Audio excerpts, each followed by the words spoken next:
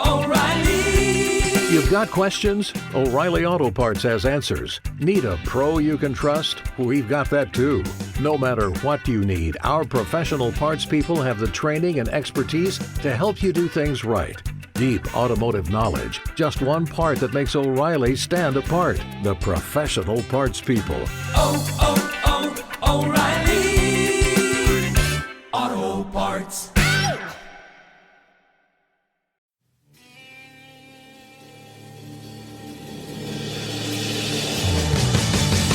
You have the right to remain silent.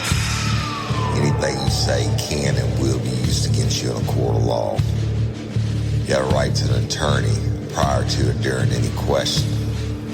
If you can't afford one, the court will appoint one for you. Do you understand your rights? When the wolf is at your door, you running's over, that's for sure. He already knows all about you. Cut you down, no matter by you. Now you better walk the line. Real life, real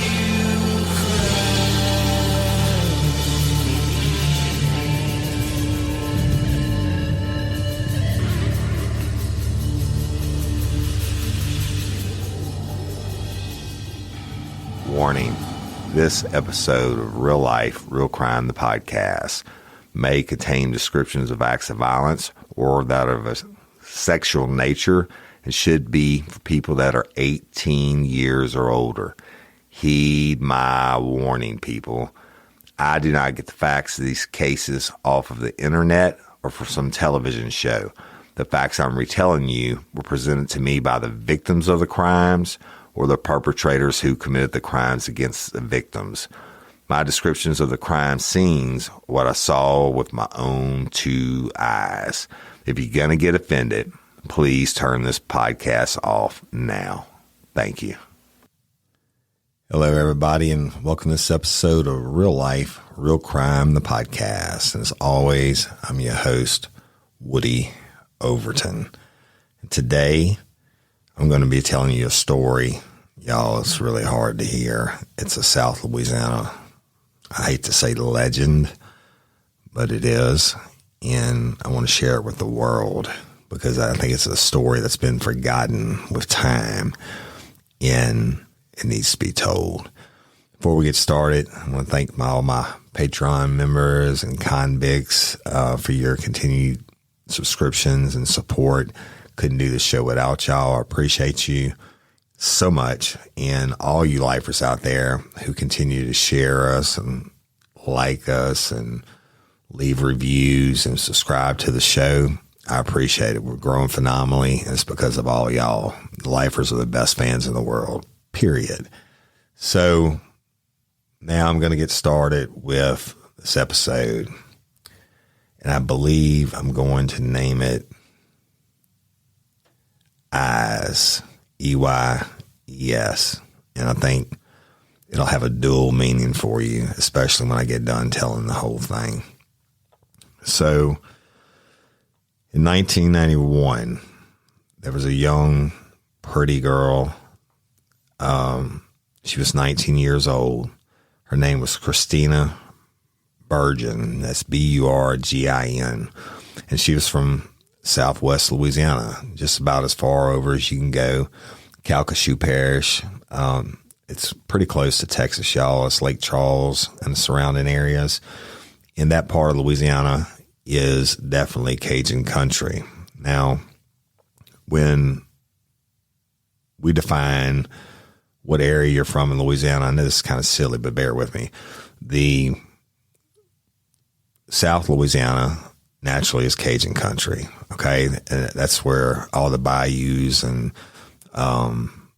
all the seafood industry, all the way from Texas, all the way to below New Orleans to the state ends, okay? Filled with a lot of Cajuns. Now, Cajuns call each other coon asses, and that's not a derogatory term. That's what they call each other. but Cajun country, they were expelled out of Canada way back when, and they ended up in South Louisiana in these various communities along the waterways, and they developed them and lived there. And of course, they spoke French, but they have their own Cajun dialect now, which I think is a dying art. It's unfortunate, but it is.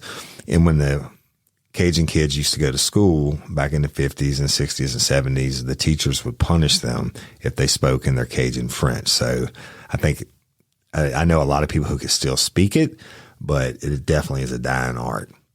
But Lake Charles, Louisiana, it's a pretty big city. It's not as big as Baton Rouge, but I would say it's not as big as New Orleans or Shreveport. I think it's probably on the size level of Alexandria, Louisiana, probably like the third or fourth largest city in Louisiana. And one of the things that's in the area is McNeese College. Okay. Now I think they call it Southwestern or something like that. McNeese College, and their symbol is the Cowboys, if I'm not mistaken. But there was a young lady, 19 years old, Christina Bergen, however you want to say it. I guarantee you that's a Cajun name, Burgin. And she was 19 and she was going to McNeese and she was studying. She was living her life, her best young years, right? At the same time, in 1991, I was in Lafayette, which is only an hour and 15 minutes from Lake Charles. And in between Lafayette and Lake Charles, there's a whole bunch of small Cajun communities like Crowley, and that's the home of the Rice Festival. That's the other thing in South Louisiana, y'all. Every small town has their own festival. So Crowley is one of them, and they're home of the Rice Festival. Then there's Rayne, Rayne, home of the Frog Festival. Then it just goes on and on. There's Iowa, IOWA, like the state, but that's actually a community in South Louisiana. There's Iota, there's Scott, all these places, Duson, Duson, all these places in between Lafayette and Lake Charles.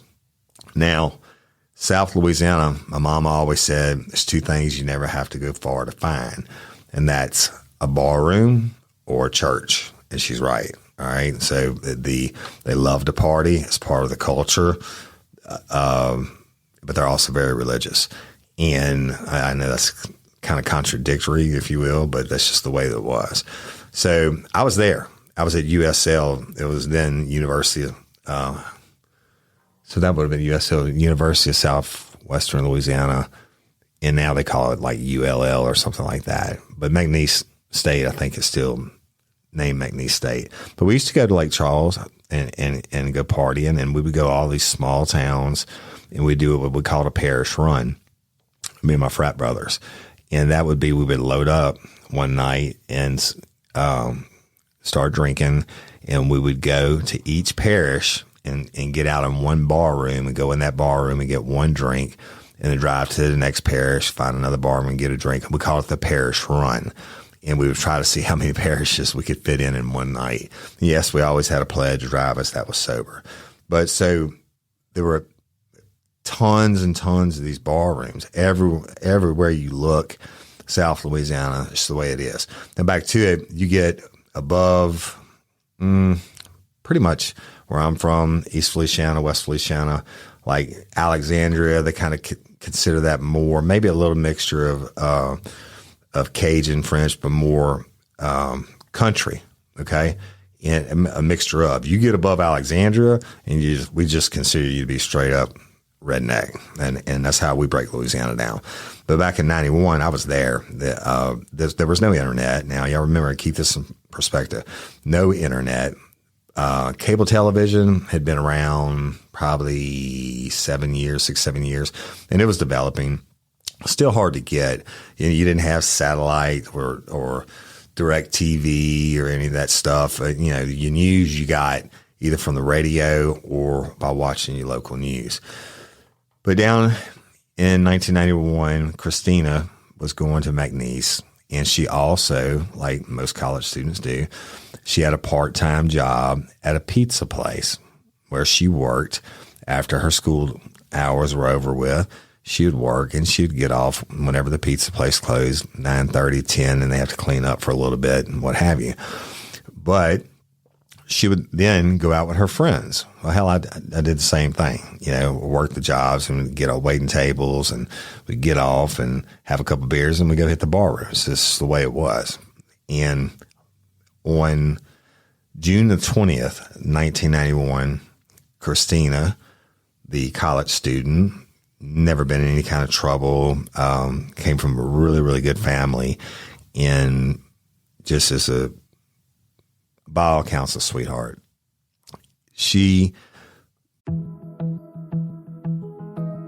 Hi, everyone. I'm Dr. John White, WebMD's Chief Medical Officer and host of the Spotlight On series from WebMD's Health Discovered podcast. For this special 2-part episode, you'll hear up-close and personal journeys about being diagnosed with a rare type of cancer, multiple myeloma. He looked at me. I have been his patient for more than 20 years, and he said, "This is really strange. You're an African-American, age 57. I've never seen this before." This back pain that you're continually having with no signs of osteoporosis. No signs, exactly. And I didn't have any signs of osteoporosis in my family history. Listen to Health Discovered on the iHeartRadio app or wherever you get your podcasts. Mary redeemed a $50,000 cash prize playing Chumba Casino this year. I was only playing for fun, so winning this was a dream come true. Chumba Casino is America's #1 social casino experience. It's serious fun. With over 80 casino-style games to choose from, you too could win life-changing amounts of cash. Be like Mary. Log on to ChumbaCasino.com and give them a whirl. That's ChumbaCasino.com. No purchase necessary. Void or prohibited by law. 18 plus. Terms and conditions apply. See website for details. The voice in the preceding commercial was not the actual voice of a winner. Gets off work and goes to go out with her friends, not in Lake Charles, but in one of the small towns that are bordering. I don't even know if you could call it a town. But they go to the bar, and she gets there. She's with her friends, and she sees a guy named Roland, Roland, that she's known from before. And he introduces her to a guy named Leslie Dale Martin. Okay. And look, they party, right? Leslie Dale Martin is there shooting pool with Roland and some of his friends.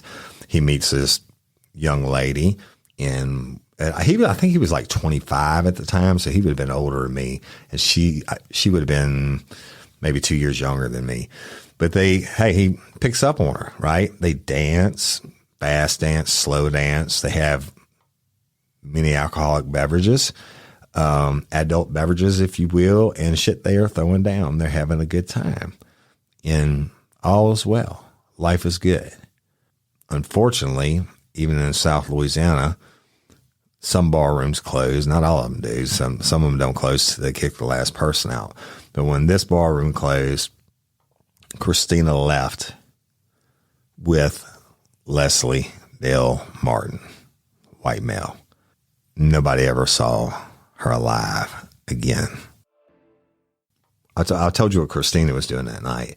On the same night, on June 20th, 1991, Michael Rowland, that was Rowland's full name, and Leslie Dale Martin went to the 12th Street Lounge in Lake Charles. It's close to Lake Charles and Calcasieu Parish, but still, that time it wasn't as developed as it is now. And they went there around 11 p.m., okay? That's kind of the deal. When I was young like that, we get a 12-pack of beer and sit at home and drink and then go to the bar room because the bar drinks were more expensive, right? So they go around 11 p.m. and they start playing pool and they're drinking beer for about 2 hours, okay? And that's when Christina Burgeon comes in, and she's introduced to Leslie Dale Martin by Michael Rowland. And like I told you, during the evening, they danced together, they shared beverages, they shared drinks, alcoholic drinks. And they did it not only amongst themselves. It wasn't like they went and stood in a corner, but they did it with all their friends there. And it was a freaking party, a throwdown, South Louisiana throwdown. And they left, right? Well, the next day, Martin returns home to his aunt's house where he's living. Okay. But he was wearing different pants than he wore when he left the previous evening. And he had no shirts and no shoes on. And his aunt notices this. She's like, where are your clothes at, dude? Well, he had already washed his clothes. And he not only did that, he had a truck and he had washed the seat cover out of his truck. But he told his aunt, he said, look, all my shit got dirty. We went mud riding last night, me and Roland, right? Now, that part of Louisiana, y'all, is all flat. It's full of rice fields, which they can flood and they can raise the level up and down in these fields. They have like levees around them, and they have rice field during part of the year, and a lot of them, most of them, turn to crawfish ponds during the rest of the year. Very profitable situation. But when his aunt asked him, hey, where's all your stuff at? And why you change clothes and et cetera? And he said, oh, well, me and Roland went mud riding last night. Well, mud riding's a real thing. Aunt believe it? I don't know. But he told her, he said, my shit got all muddy when we went mud slinging. That's what he called it. I went mud slinging with Roland. And then she notices that he has scratches on his chest and a bite mark on his shoulder. Now, remember, he's shirtless, okay? So she can see this. So Martin's got scratches on his chest and a bite mark on his shoulder, and he's having a little bit of trouble talking. And when she asked him about it, he stated that he had a tear under his tongue and showed it to her. And she was like, what's up with that? And he's like, I got into a little fight last night. And his cousin was there. And he asked him, he's like, a fight? What do you mean? And he said, well, we were at the 12th Street Lounge last night, and I got in a fight with an old country boy in the lounge, he said. Okay, well, I don't guess they believe he has a reason to lie to him. But that same morning, before he got home, Leslie Dale Martin tells a guy named Huey Rushing that he thought he may have killed someone the night before, and he asked Rushing to provide him with an alibi by saying that Martin had spent the night at Rushing's home. Rushing said, fuck you, I'm not doing it. I'd have done the same thing, I would like to believe. I mean, that's, how do you do that, right? And it goes back to Screwdriver Red when Mark Lewis asked his friend to alibi him out if the cops came. But he straight up, that morning, now this is before he goes home, and his aunt sees all the shit later on in the evening. He asks, hey, y'all, let me tell you about Gobble. All Gobble meal kits are pre-prepped. That means less work for you and less waste in your kitchen. Their meal kits include everything you need so you can save time at the store or just skip that trip entirely. I got the box in and I had 3 different meals. I had a Kung Pao chicken, crispy fish tacos, and a beef bourguignon, however you say it. But let me tell you about the classic beef bourguignon. Look, it came with beef pot roast and a beef broth concentrate, red wine demi-glace, cremini mushrooms, cipollone onions, mashed potatoes, baby carrots, and rosemary thyme butter. It was so easy to make. Literally like 15 minutes it took Cindy. And let me tell you something, all the dishes were fire, but this thing was like a taste explosion in my mouth. It's just unreal. We got to spend more time together and more time doing the things we love because everything came in this one single box right to my door. So see what a difference Gobble will make for your household. Right now, they're offering my listeners a fantastic limited time deal. You get $120 off across 4 boxes plus free shipping and free cookies. And let me tell you, those cookies, I ate one that was sin baked and it was delicious. Go to gobble.com/real life. That's GOBBLE.com/real life for $120 off your first 4 boxes. This offer is not available on the home site, so don't miss out. This is genius. It's taste explosions in your mouth like you never had. Hey, ladies, are you feeling overwhelmed by hormonal changes? Well, you're definitely not alone. There are more than 1,000 hormone disruptors living in our environment right now. It's in your food, your water, the air you breathe, the clothes you wear, your skincare products. They all mess with your hormones. Then there's the natural hormone changes your body goes through, premenopause, menopause. And while it's a natural process, it doesn't mean you have to suffer through it.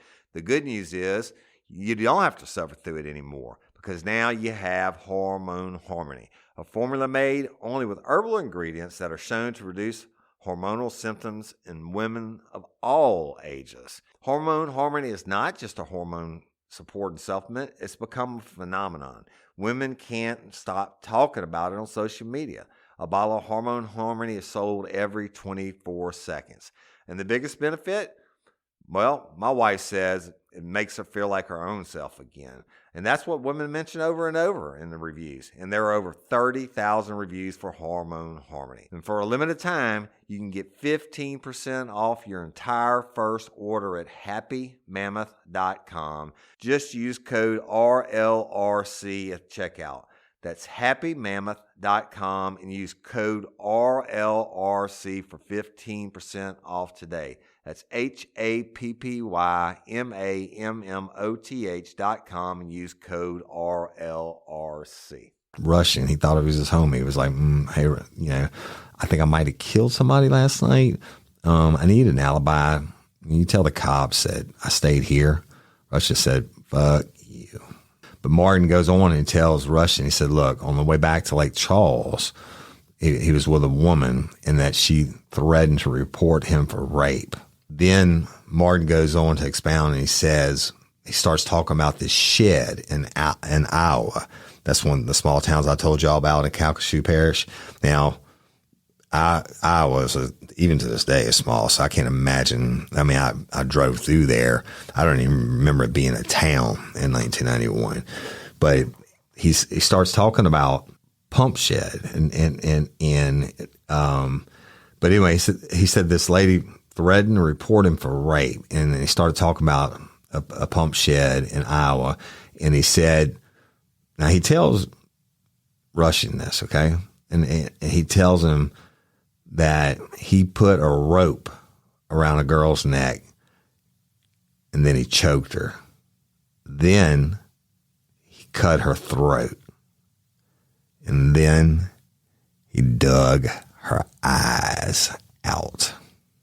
But that wasn't enough, y'all. He said basically he didn't believe she was dead yet, so he got a wooden board and he put it across her neck.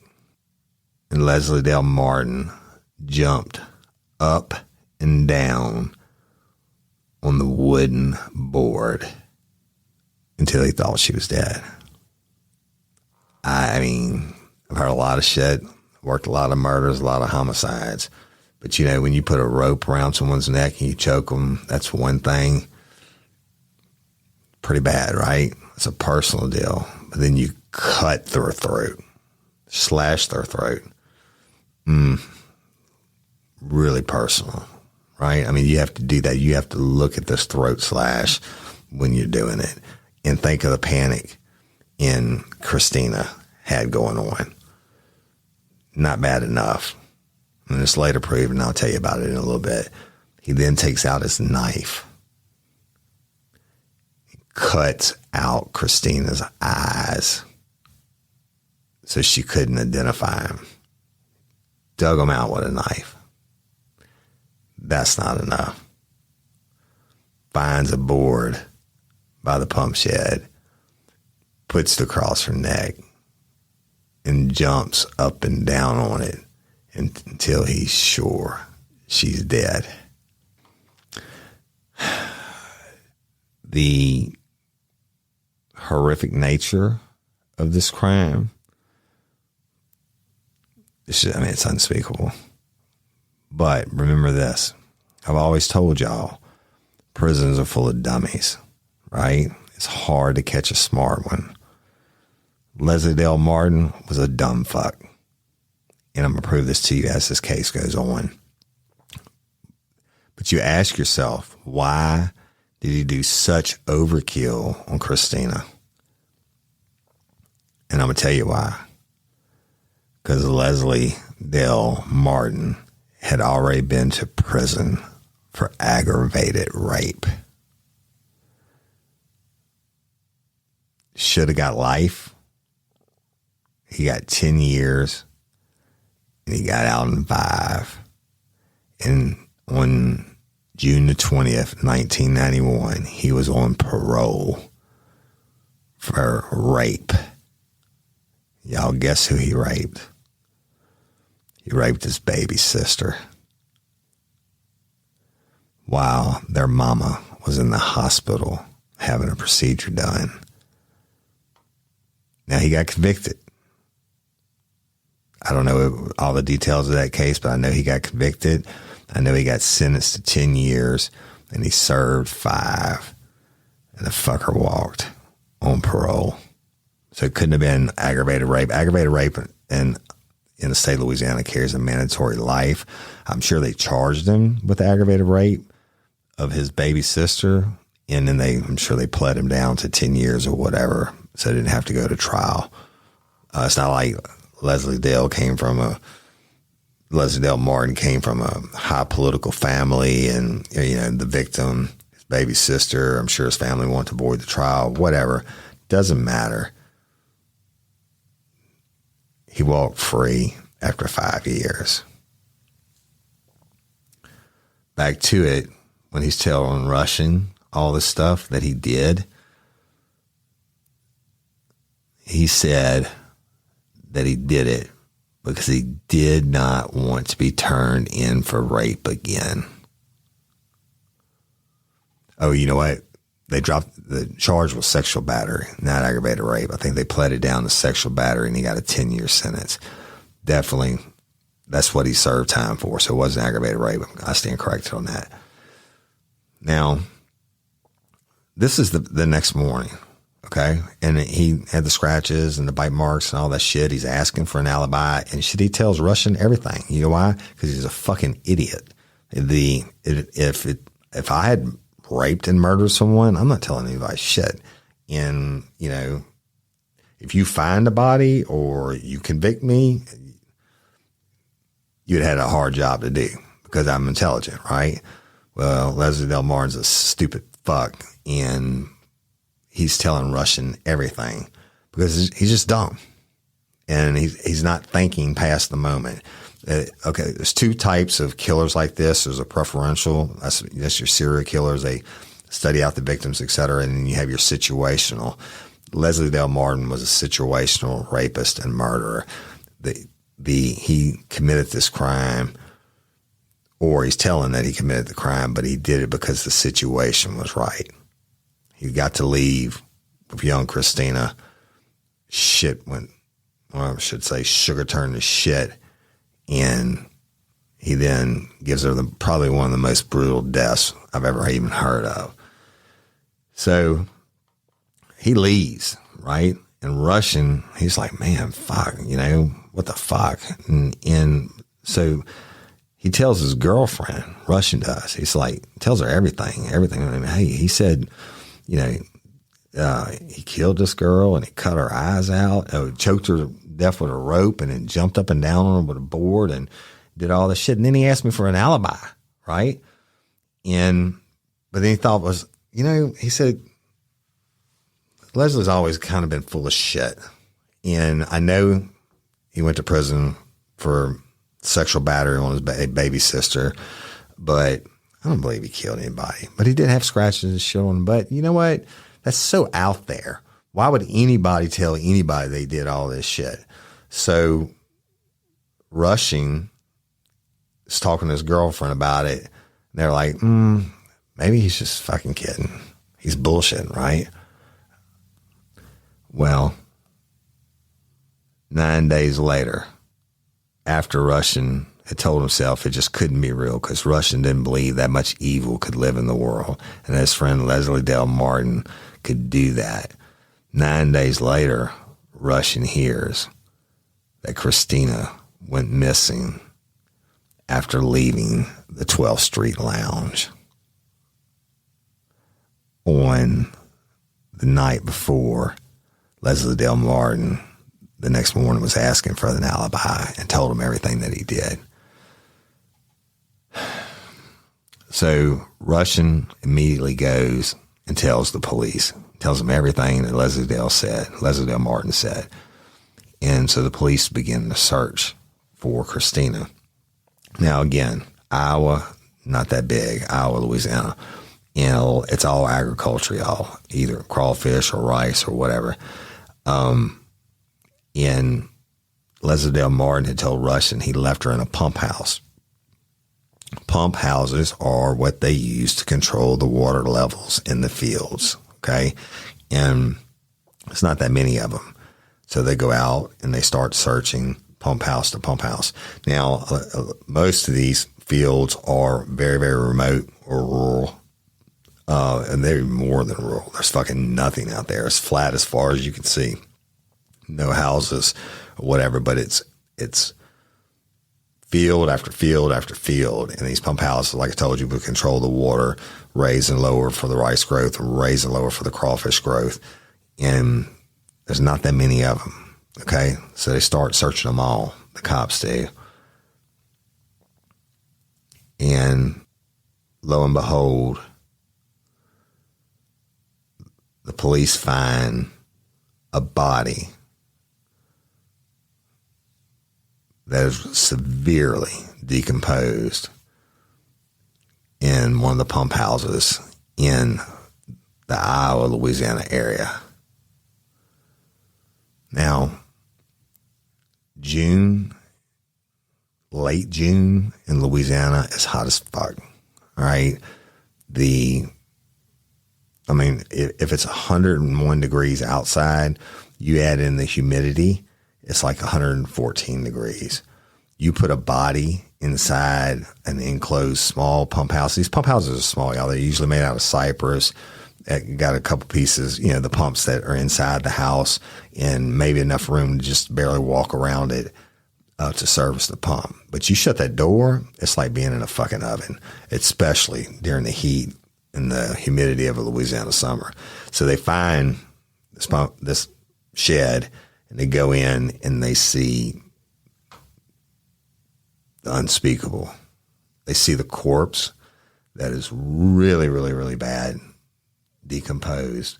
But the corpse had a rope around the neck. As bad as the body, badly decomposed as the body was, it had a rope around the neck. But to further back up Russian's story, next to the body, there's a wooden board that had human blood on it. So it backs up Leslie Dale Martin's version that, first of all, he choked her out with the rope, 4 slices in the neck. And then later on, he would jump up and down on the throat, put the board on the throat and jump up and down on it. Of course, the eyes were missing, but at that time, they couldn't say if it was from insects or whatever, because the body was very, very, very advanced state of decomposition. So what did the police do? Well, let me tell you this. As a human being, I get this question all the time. How do you deal with shit like you saw and da-da-da? And when you see certain things or you deal with certain evil, you have to be able to compartmentalize it. Otherwise, you would kill them, right? And they're sitting across, especially when they're sitting across the table from you, and you know the evil they've done. You've seen the body. You've seen this decomposed body with a rope around its neck, the board next to it with the blood on it, the eyes missing, to this pretty young girl who didn't deserve it. Nobody deserves it, right? And she was a college student, 19 years old, had her whole life ahead of her until she danced with Leslie Dale Martin. And I would think, I wasn't there, but I would think these cops were ready to kill a motherfucker. But someone, thankfully, was professional enough not to do that. Based off the evidence that they found at the scene and based off of Russian's testimony of what Leslie Dale Martin told him, the police went and obtained an arrest warrant for Leslie Dale Martin and went and booked his ass, went and picked him up. Now imagine old Leslie Dale thought he was going to get away with it. Another problem, a continuous problem that he had, is he wouldn't shut the fuck up. So let's just fast forward a little bit to the trial, okay? At the trial, Rushing, who I told you about, Gumbello, it's Guimblout, and I'm sure I'm saying that incorrect. That's another strong Cajun name. And Roland. Now, remember, Roland's the one that introduced Martin to Christina at the bar. Testified to everything that I've already told you. All right? Other testimony, this is because Martin wouldn't shut the fuck up. Other testimony was provided by inmates with whom Martin was locked up with after his arrest. One of them, Robert Williamson, testified that Martin stated he left the lounge with Christina, drove to a side road past Iowa, and had sex with her, and she was highly intoxicated. Martin said when Christina accused him of taking advantage of her, he feared a return to the penitentiary. And he pulled her from the truck and strangled her. But he had difficulty killing her. Martin went on to tell him that he had revealed the incident to a friend with whom he had done time, and that the friend had betrayed him to the authorities. Yeah, I assume he's talking about Russian. I'm not for sure on that. So Williamson testifies. Jailhouse snitch, yeah, probably so, but doesn't mean that Leslie Dale Martin didn't tell him the facts, right? It's just that Leslie Dale Martin has diarrhea of the mouth and won't shut the fuck up. But that's not it, okay? It's not over. There's another inmate named Michael Fontenot. That's Fontenot, and I promise you that's a Cajun name.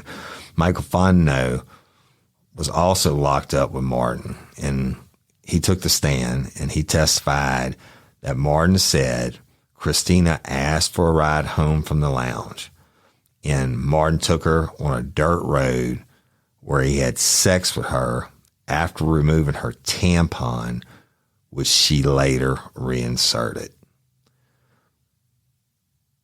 When Christina accused him of rape during the ride back, he pulled over near Iowa and strangled her until she passed out. He thought he killed her. Problem was, she started breathing again.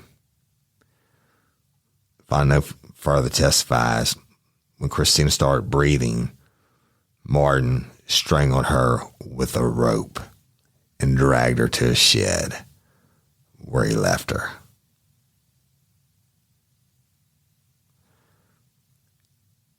Martin goes on again to repeat his friend sold him out to the cops and told the cops where he put the body and everything.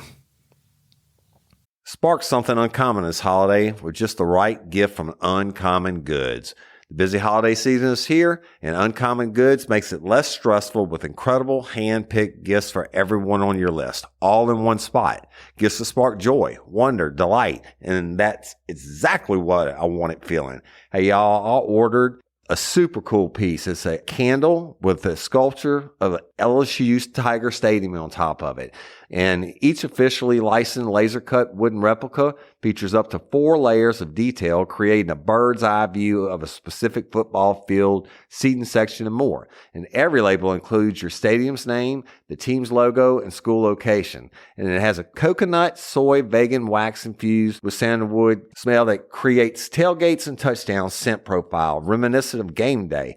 It's invigorating like fresh cut grass and nostalgic like smoke from a pre-game grill, and calming like the crisp autumn air of a new semester on campus. Y'all, I love it. I have it at the base of my TV, and I'm ready to watch the Tigers play on Saturday night, right? Uncommon Goods. Look, when you shop at Uncommon Goods, you're supporting artists and small independent businesses. And many of their handcrafted products are made in small batches. So shop now before they sell out this holiday season. Uncommon Goods looks for products that are high quality, unique, and often handmade or made in the U.S.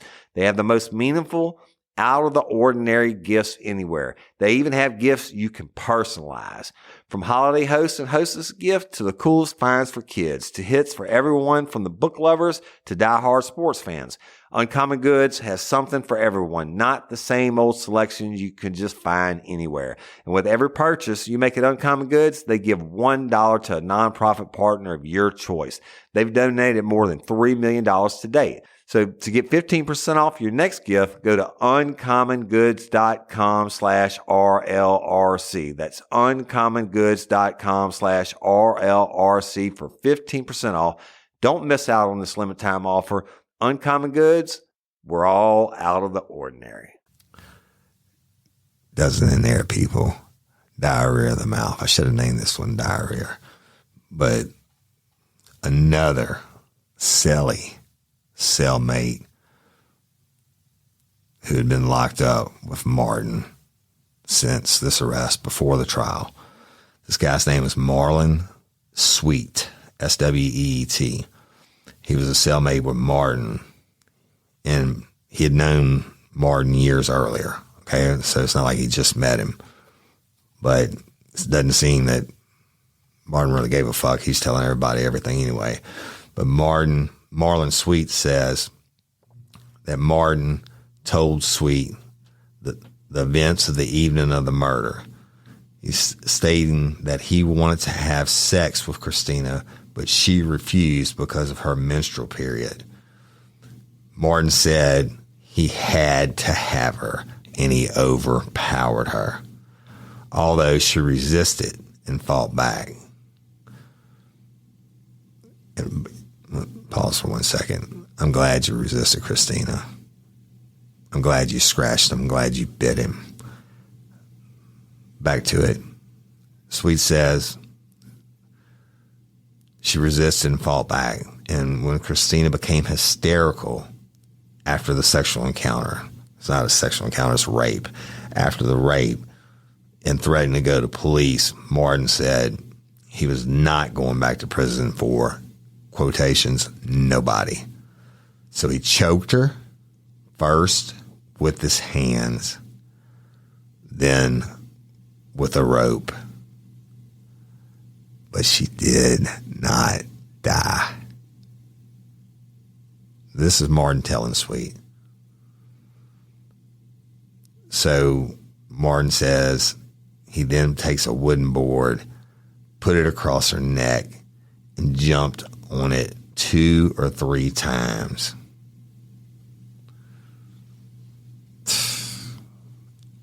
But he goes on to say to Sweet, Martin says he then cut out Christina's eyes with a knife so she couldn't identify him.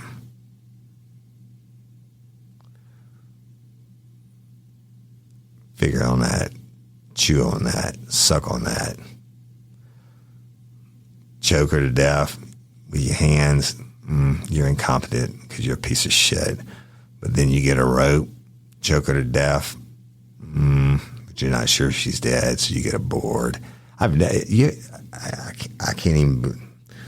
I see things photographically in my mind, and then I'm seeing, the choking, yes, even the rope choking, yes, the fucking board across the neck and jumping up and down to make sure her neck is broken all the way through.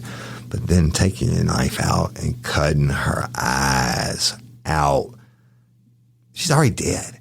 Cutting her eyes out so she could never pick you out of a fucking photo lineup. It's fucking crazy, y'all. Crazy. I don't know what to say about that. But anyway, there was very little physical evidence because of the condition of Christina's body. But human blood was found on Leslie Dale Martin's pants and his truck seat cover, as well as the wooden board from next to Christina's body. Now, y'all, in 1991, DNA was like in its infancy stages, like barely even fucking existed. Okay? We'll get to that in a little bit.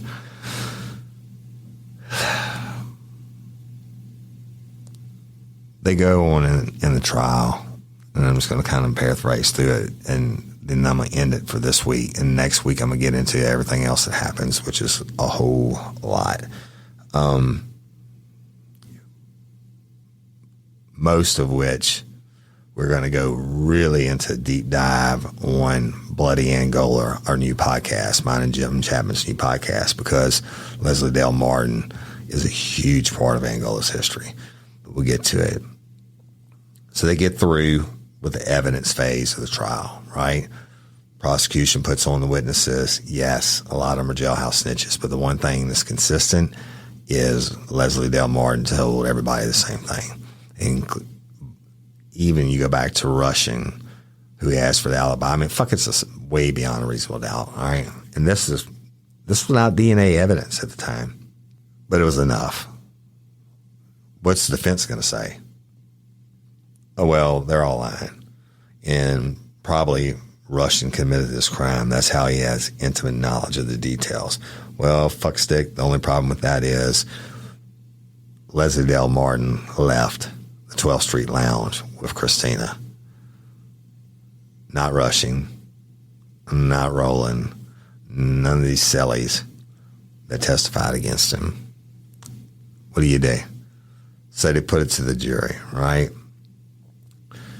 Jury is not out long at all. They come back naturally. Unanimous verdict of guilty. Y'all, it's first degree murder because under Louisiana law, when you kill someone, if you kill them during the commission of an aggravated rape, then it's aggravated circumstances and you go up for the death penalty. And Leslie Dale Martin, I don't care how you feel about it, that motherfucker deserves the death penalty. Listen to what I told you he just did for no reason. And I'm thankful that he's a situational offender and not too bright and wouldn't shut the fuck up, diarrhea of the mouth, because they come back and they find him guilty. Well, what's the next thing you do? You got to have the guilt phase of the trial, right? Now, I mean, he was up for the death penalty. They never took it off the table. And so, first of all, you don't take the death penalty off the table. You're not going to plead him to second degree murder where it's life in prison. You know you're going to trial. They come on to the death penalty part of the trial, or otherwise known as the penalty phase. And the prosecution relied on the evidence that was presented during the regular trial, which is everything I told y'all. The defense tried to save Leslie Dale Martin's life by presenting mitigating evidence by psychiatrists and members of his family. But the jury didn't buy it. They said, fuck you, Leslie Dale Martin. You are to be sentenced to die at the Louisiana State Penitentiary at Angola. The juries unanimously recommended the death, finding that there were aggravating circumstances during the commission of the rape and the torture, basically, that Leslie Dale Martin committed upon Christina Bergen. Now, as soon as the trial is over, now you got to remember that my heart still goes out to these families. It really does. I don't give a shit about Leslie Dale Martin. Fuck him. But Christina's family, the murders always have such a horrible impact on the survivors. And y'all, I'm telling you, like 90% of the people that lose a child by murder end up divorced. And it's just the way that it is. I don't know why. But, and then if the person is sentenced to die, then they've got to make all the appeals hearings and everything else, and however many years, if it takes them 20 years to kill them, however long, this family has to live with that. Imagine living with that every day. I'm going to go ahead and read you just some of this. The Christina came from really good people. One of them, Miss Gudo, that's Godeaux, another strong Cajun name, wrote a letter to the editor, Trisha Martin, and she said, I want to thank God for the mercy and defense that Leslie Dale Martin received, because it was more than he gave to my daughter. And she said, I will be there on that final day to represent my daughter and to see the court's justice carried out. And yes, I will and have prayed for Leslie Dale Martin's soul. She's a bigger person than me, right? But Gudo and Charles Burgeon, who was Christina's dad, had already divorced before Christina's death, and Gudo was remarried at the time of the murder. And she said it was easy for her to deny that Christina was dead because she never got to see Christina's body, because it was a closed casket, because Christina's body was so badly decomposed. And so she said, hey, it was easy for me to say, no, that's not my daughter that they found, that Christina's just away. But Gudo ended up getting sick and migraines, and she had to take medicine for depression, and she and her husband, her second husband, divorced. She said anything would make her cry. She said she'd be thumbing through a magazine and see someone that looked like Christina, and she would just start to cry in public. She said, your life is no longer yours. You're at the mercy of anything that may appear that gives you a memory, regardless of where you are, who you're with. Isn't that crazy? The Charles, the daddy, holy shit. I'll tell you more about him later.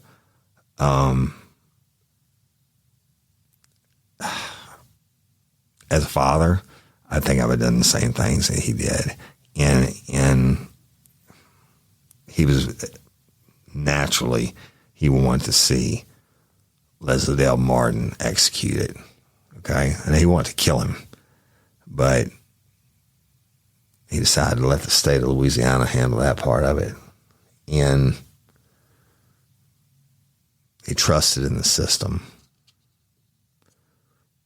So they come back unanimous for death, and the judge makes Leslie Dale Martin stand up. Now, this is the man who did this because he had raped, sexual battery, right? I'm sure that's what they dropped it to. His sister, his baby sister, said he was never going back to prison. Well, fuck you, dummy. And the judge says, I hereby sentence you to death, a lethal injection at the Louisiana State Penitentiary at Angola. Boom. Took him away. Next week, I'm going to follow up on this, y'all. It's just the beginning of the story. And I'm only going to do one more episode. I promise you it won't be 8 parts. I'm going to do one more episode where I'm going to tell about Leslie Dale Martin's time and what happened to him. And it's crazy. I love and appreciate each and every one of you. Thank you again for everything that y'all do. I wouldn't have a show if it wasn't for you. Y'all, if you haven't listened to Scorched Justice, my new podcast, please go listen to it. Second season is going to be starting September the 6th. It's a humdinger, but we've had overwhelming response. So thank you everybody who's listened to Scorched Justice. You're awesome and left us reviews and everything else. And you hit it out the park, people. It was just wonderful. But Bloody Angola, look at what it's doing. In the first episode, easiest episode you're ever going to hear about Angola. We had to lay out some history. And look what Bloody Angola is at now. Look where it's at now. Look where it's going. And it just got released. So we have the first 8 episodes, Jim Chapman and I. First 8 episodes, they're going to be released every Thursday, 1 episode per Thursday until season 1 is complete. And naturally, we want to thank all our sponsors, our local sponsors. You rock. Thank you for your support. We love y'all. Y'all listen to the commercials on it, and please be a patron of their establishments because they're all great people. And you'll hear me say all their names as time goes on. Louisiana Organ Procurement Agency, you know it's my cause, people. And we're going to start the raffle for the next Crew Bash, which is February 3rd and 4th at the Basin in downtown Baton Rouge, Louisiana. But the raffle this year, we're going to start. We only did it for like 3 weeks last year, and we raised a ton of money. This year, we're going to start it like in October. So you're going to have October, November, December, January, 4 months to get in it. And we got some fantastic prizes being donated. Like, for example, Macklar Whitetail Adventures, again, is donating hunts. And I got to go up there with the winners of the turkey hunt this year and cook for them and hunt with them and stuff. It's phenomenal. Great people. Shane and Trace McBride. Awesome lifers. But LOPA, Louisiana Organ Procurement Agency, they're saving lives, y'all. That's the reason I talk about them at the end of every show, because I have seen the people who are still alive because they are organ transplant recipients. I also know people who are dead because they were waiting on organs and couldn't get them. So if you're a lifer from Angola, the country, not the president, if you're a lifer from Angola and you want to be an organ donor, you don't have to be from Louisiana. Go to lopa.org, take a minute, fill out the forms, and become a hero. Certainly, if you're in the state of Louisiana, y'all, it's the same. It applies to you also. But they're heroes. They're doing the donors are heroes. The people who select the organs to be possible donors are my heroes. The Louisiana Organ Procurement Agency are first-class, worldwide, best people in the world, and they're a nonprofit. That's why we support them. I'm Woody Overton, your host of Real Life, Real Crime, the podcast. And until next time or ever, don't let me catch you down on Murder Bayou. Peace.